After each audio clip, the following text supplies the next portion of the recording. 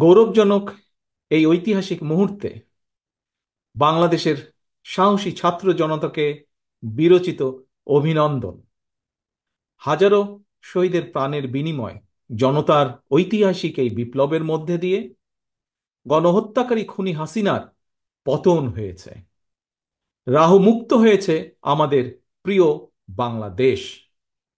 জনতার বিপ্লবের প্রথম ধাপ চূড়ান্তভাবে সফল হয়েছে।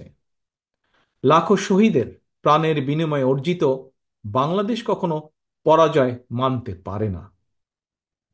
এই ঐতিহাসিক বিপ্লবের মধ্যে দিয়ে আবারও প্রমাণিত হয়েছে দল মত নির্বিশেষে সকলে ঐক্যবদ্ধ থাকলে এই বাংলাদেশকে কেউ কখনো পরাজিত করতে পারে না, পারবে না।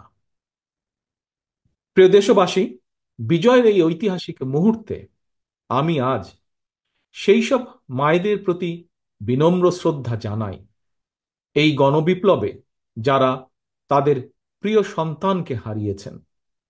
এভাবে গত 15 বছরে ফ্যাসিবাদী শাসনকালে অনেক সন্তান তার প্রিয়তম পিতাকে হারিয়েছেন, অনেক স্ত্রী প্রিয়তম স্বামী হারিয়েছেন। গুম খুন অপহরণ করে অসংখ্য মায়ের বুক খালি করে দেওয়া হয়েছে। আপনাদের সন্তানের শহীদ মৃত্যু, স্বজনদের ত্যাগ তিতিক্ষায় 2024 সালের 5ই আগস্ট প্রিয় বাংলাদেশ আরেকটি বিজয় দেখেছে। জনতার ঐতিহাসিক বিপ্লব সফল করতে গিয়ে অসংখ্য ছাত্র জনতা আহত হয়েছেন। বাসায়, হাসপাতালে কিংবা ক্লিনিকে চিকিৎসাধীন যন্ত্রণাবিদ্ধ সময়ে সমস্ত ভালোবাসা নিয়ে আপনাদের পাশে আজ সারা বাংলাদেশ। খুনি হাসিনার বিরুদ্ধে আন্দোলন করতে গিয়ে অসংখ্য মানুষ মিথ্যে মামলা ও রাজনৈতিক উদ্দেশ্য প্রণোদিত মামলায় গ্রেফতারের শিকার হয়েছেন, কারাগারে নিক্ষিপ্ত হয়েছেন। আমি অবিলম্বে তাদের বিরুদ্ধে দায় করা সকল মামলা প্রত্যাহার এবং তাদের কারামুক্তির দাবি জানাচ্ছি।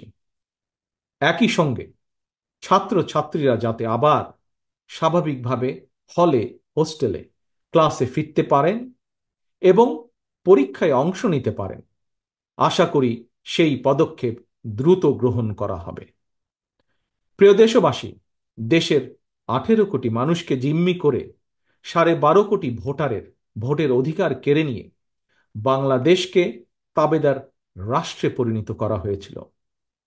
হত্যাকারী, গণহত্যাকারী খুনি হাসিনার পতনের মধ্যে দিয়ে জনগণ তাদের গণতন্ত্র, মানবাধিকার, লুণ্ঠিত ভোটের অধিকার পুনঃপ্রতিষ্ঠার পথ সুগম করেছে। এর মধ্যে দিয়ে জনগণের বিপ্লবের প্রথম ধাপ সফলভাবে সম্পন্ন হয়েছে। এরপর একটি অবাধ সুষ্ঠু নির্বাচনের মধ্য দিয়ে যেদিন দেশের 12 কোটি ভোটার নিরাপদে নিশ্চিন্তে ভোট দিয়ে জনগণের কাছে জবাবদিহিমূলক সরকার প্রতিষ্ঠা করতে পারবে, রাষ্ট্র, সরকার, শাসন প্রশাসনে মুক্তিযুদ্ধের মূল মন্ত্র সাম্য, মানবিক মর্যাদা প্রতিষ্ঠিত করতে পারবে, সর্বোপরি একটি গণতান্ত্রিক বৈষম্যহীন রাষ্ট্র সমাজ গড়তে পারবে, তখনই জনতার ঐতিহাসিক বিপ্লবের চূড়ান্ত সফলতা আসবে। প্রিয় দেশবাসী, জনতার ঐতিহাসিক বিপ্লবকে চূড়ান্ত লক্ষ্যে পৌঁছতে তাই যথাসম্ভব দ্রুততম সময়ের মধ্যে একটি অবাধ, সুষ্ঠু, নিরপেক্ষ নির্বাচনের আয়োজন করতে হবে। জনগণের দ্বারা নির্বাচিত প্রতিনিধিদের কাছে দ্রুততম সময়ের মধ্যে অবশ্যই ক্ষমতা হস্তান্তর করতে হবে। একটি বৈষম্যহীন গণতান্ত্রিক বাংলাদেশ প্রতিষ্ঠার লক্ষ্যে একটি অবাধ, সুষ্ঠু নির্বাচন আয়োজনের জন্য বিএনপি সহ বাংলাদেশের প্রতিটি গণতান্ত্রিক রাজনৈতিক দল সব রকমের সহযোগিতা করবে। প্রিয় দেশবাসী, এবার আমি আপনাদের কাছে একটি বিনীত আহ্বান রাখতে চাই।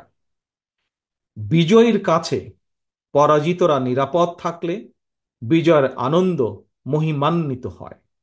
সুতরাং বিজয়ের এই আনন্দঘন সময়ে রাহুমুক্তির এই ঐতিহাসিক মুহূর্ত শান্তভাবে উদযাপন করুন।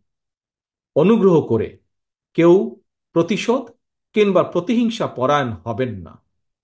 কেউ নিজের হাতে দয়া করে আইন তুলে নেবেন না। অর্জিত বিজয় যাতে লক্ষ্যচ্যুত না হয় সে ব্যাপারে জনগণকে সতর্ক দৃষ্টি রাখতে হবে। 52, 71 কিংবা 90 মতন ছাত্র জনতা আবারও একটি বিজয়ের ইতিহাস রচনা করেছে। প্রিয় দেশবাসী, আবারও আপনাদের সকলকে বিরচিত অভিনন্দন।